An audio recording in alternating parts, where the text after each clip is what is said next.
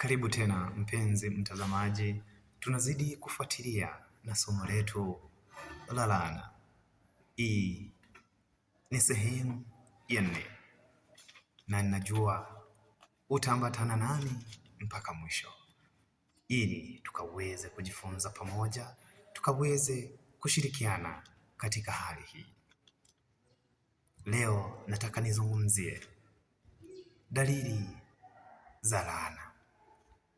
Tumeishi na tunatafakari, kwani hii laana ikoje?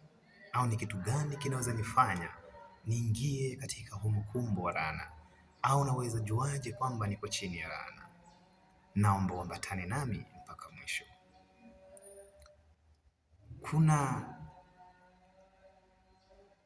dalili ya kwanza ambayo ni magonjwa ya kiakili au kihisia. Kuna wengine tunaweza kusema wamechanganyikiwa. Seme labda alipata ajali, akili zikaruka, au alifanya nini akachanganyikiwa. Lakini ujue kuna wengine wako chini ya laana. Hivyo ukikutana na mtu ambaye unamjua au mjui, akili zake haziko sawa, huyo kama hajatendewa unyama na walimwengu, basi kuna laana inamfuatilia. Kama si ya ukoo, bali ni laana ya kujitakia mwenyewe. So kama uko naye na unamjua, tambua hiyo ni dalili ya kwanza ya mtu mwenye laana. Ukosefu magonjwa ya kiakili na kihisia. Namba 2 ni magonjwa sugu ya kurithi. Wengi tumerithi magonjwa, tumefuatiliwa na magonjwa. Katika Biblia kuna watu ambao walikuwa na ugonjwa wa ukoma, leprosy. Magonjwa yalikuwa yanawafuata kizazi hadi kizazi. Mama au baba alikuwa mgonjwa, huo ugonjwa unaweza ruka mtoto wake ukampate mjukuu wake. So huwa kuna magonjwa ya kurithi ya kufuatilia kizazi cha kwanza, cha pili hadi cha 3 na cha 4.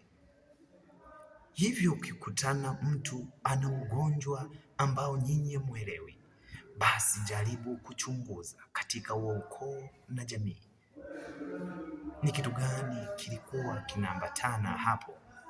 Mtaweza kupata majibu na kumtafutia msaada wa haraka. Namba 3 ni utasa au kupoteza mimba bila sababu, na hutokea kila mara. Utasa inaweza kuwa ni laana.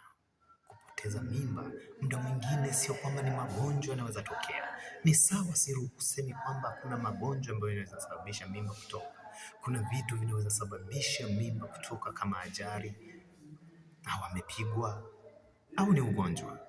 Lakini kuna vile laana zingine huwa zinatokea katika vizazi na vizazi. Au unakuta hapa familia huwa kutokea kitu fulani, utasa umesambaa katika jamii, katika familia. Unaweza shindwa chanzo ni nini. Jaribu kufuatilia. Kama si laana ya wazazi, basi ni laana ya huyu mtu binafsi.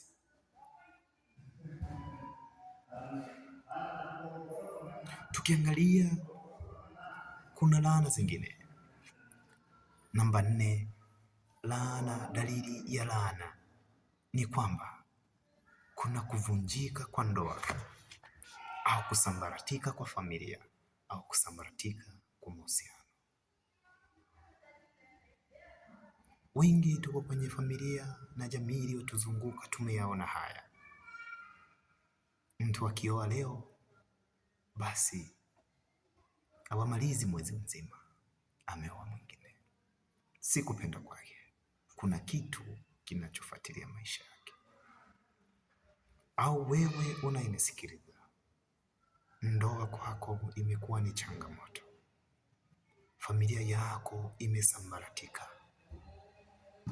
hakuna kuelewana, vitu vingine huwa ni laana, zipo zinatufuatilia. Kama si walimwengu kufanyia figisu, kufanya mambo yasiyo kupendeza na kumpendeza Mungu, hawataki amani ndani ya ndoa yako, basi hiyo inaweza kuwa ni changamoto na ni dalili moja wapo ya laana. Ndoa inasambaratika, familia hawaelewana, wakai pamoja, mahusiano ukiingia kwenye dalili za kuoa, baada ya wiki mbili tunasikia kuna ndoa tena. Chunga sana na utafute njia mbadala ya kutoka katika kongwa la laana. Dalili nyingine ni kutojitosheleza kifedha. Maisha yako yamekuwa ya shida na misuko. Wengine tuko chini ya laana ya umaskini. Katika kitabu cha Kumbukumbu la Torati 28:47-48 utaweza kuyapata hayo yote. Kutojitosheleza kifedha nayo ni laana mojawapo. Hivyo mpenzi msikilizaji, tumeongelea haya yote na kujua laana na dalili ni nini.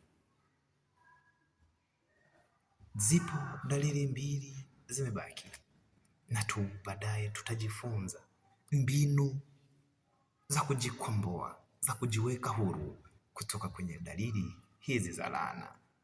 Usikose kufuatilia sehemu inayofuata ukaweze kupata jawabu la maisha yako.